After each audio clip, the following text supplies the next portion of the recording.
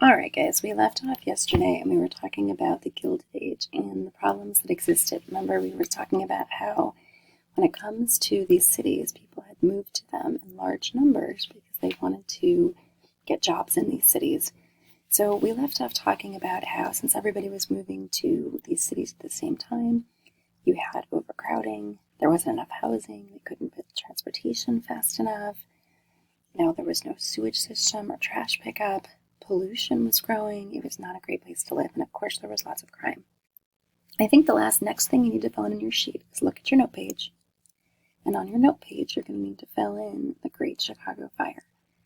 For causes of the Great Chicago Fire, make sure you write down something about how the cause of the Great Chicago Fire was drought, and it was also carelessness. So you're writing down drought and carelessness. Now, there's lots of myths that, like Mrs. O'Leary's cow went ahead and started the Great Chicago Fire by kicking over a lantern, but those are just myths. We know that there was dry conditions. We think that someone threw a cigarette. Maybe they did even knock down a lantern, and the homes were very close together, and because it had been so dry, the fire spread very quickly. Over 24 hours, it was burning. Now for effects, you're going to want to write something down about how 100,000 people were left homeless and $200 million in property loss.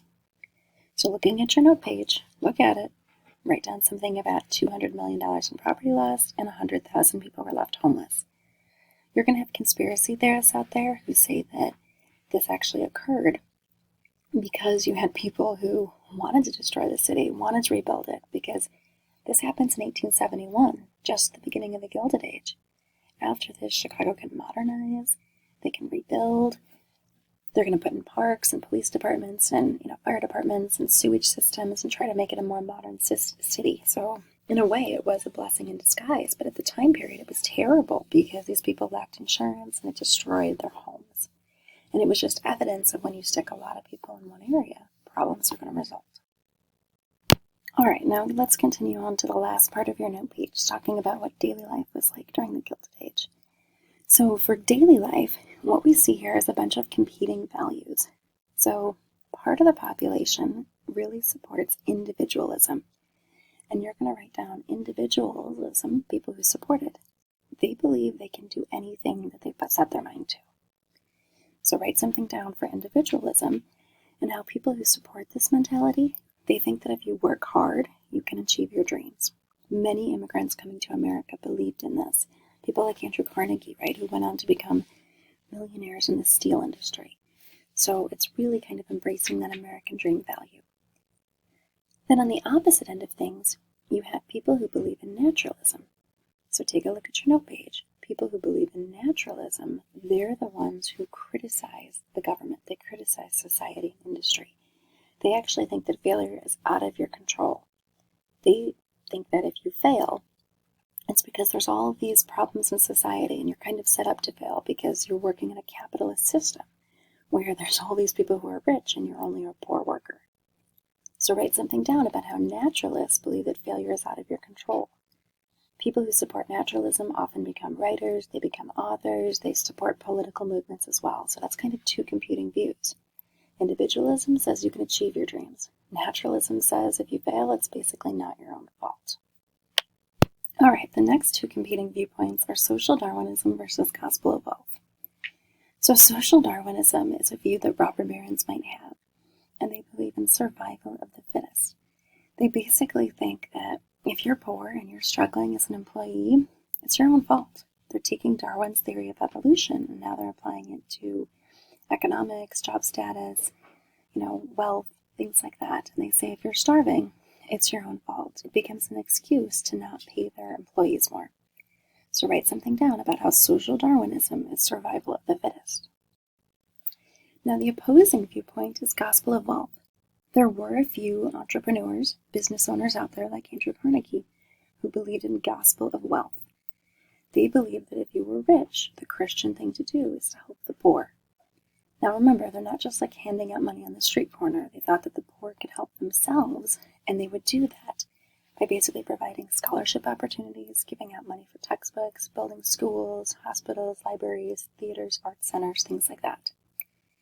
So write something down about how this gospel of wealth is just the idea that should help the poor. It's the right thing to do.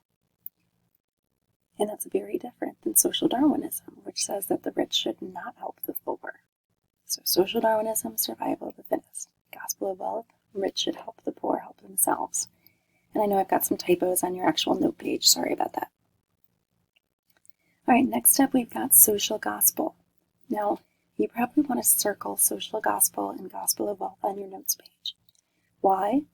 Because you might confuse these on the test day. Gospel of wealth sounds very similar to social gospel. Social gospel says that the problems that exist in our society are because of the rich, that the rich abuse the poor. So that's different than gospel of wealth.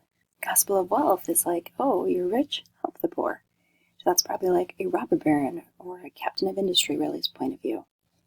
Social gospel is probably the point of view of an employee, of a worker, and they're saying, the reason I'm poor is because my boss does not pay me well. The problems that exist in America are because of capitalism, because the rich abuse the poor. So write something down. Problems in society exist because the rich abuse the poor.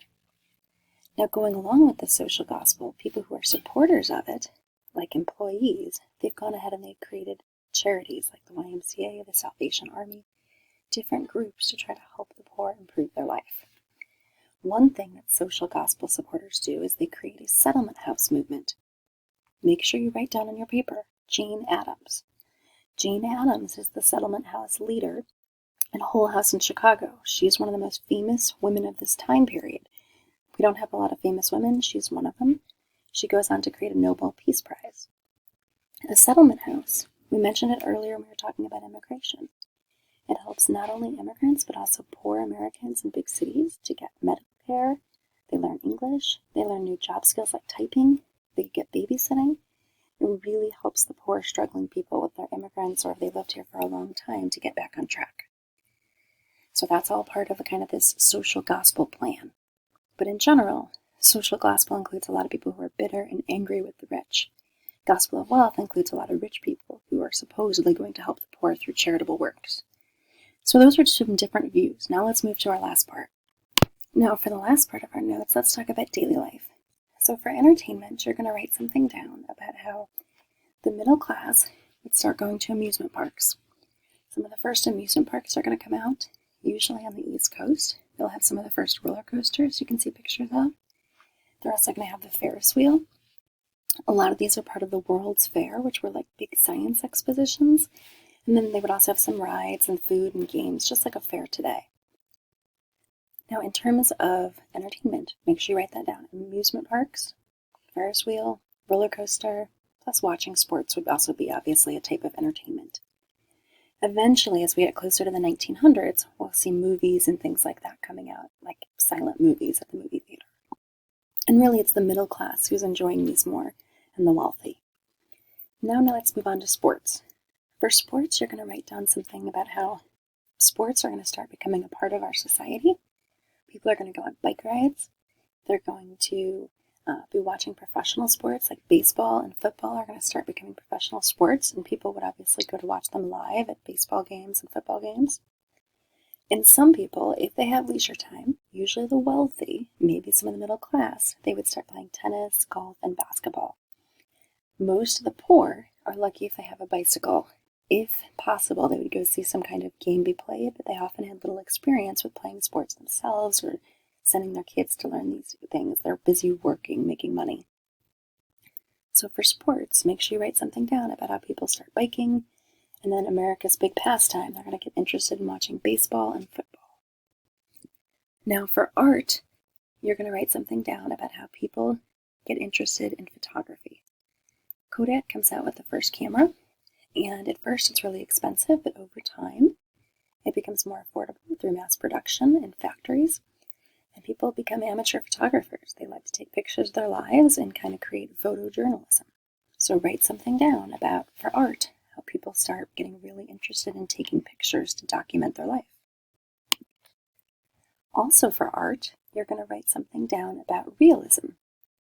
And realist artists, they're really interested in trying to paint pictures or draw pictures that show what is happening.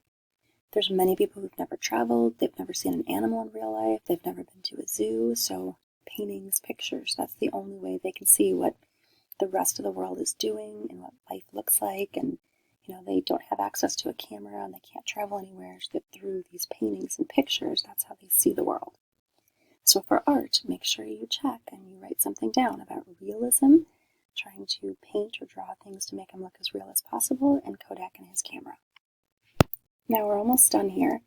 For literature, that's the next one on your notes page. You're going to write something down about how realism is also a big movement in literature. And during this time period, writers were trying to capture what the world was really like. One of the most famous writers during this time is Mark Twain, right? The guy who wrote The Gilded Age, A Tale of Today, about immigrants wanting to move to America and how life was not as great as they thought it would be, and it's gilded, and working conditions are bad, and eventually people, rise up in labor unions and strikes and such.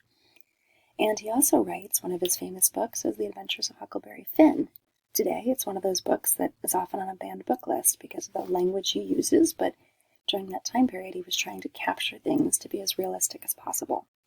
So make sure you write down on your note page something about literature, Mark Twain, realism, trying to capture life as it was. Now for education, the next one on your sheet, you're going to write something down about how the middle class started sending their kids to school. Education became an important value. They didn't have to have their kids work, so they wanted them to go to school. Some people actually, if they were religious, sent their kids to separate schools, like Catholic schools if they were Catholic, because they wanted them to learn religion in school besides just traditional topics. And education was part of this Americanization process. They wanted immigrant children coming to America to get an education. So make sure you write something down about how the middle class wanted their kids to go to school so they could have better jobs and make more money in the future.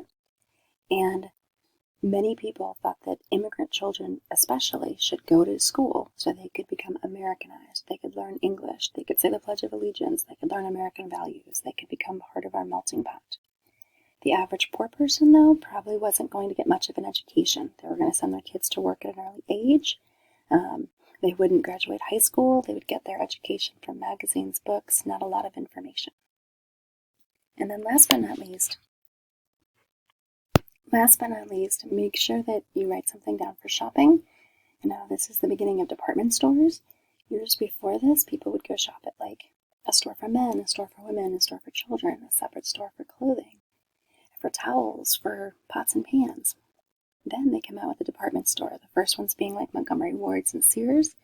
Today's department stores are like JCPenney and Kohl's. They have a variety of products. Today we even have stores like Super Walmart that included food as well.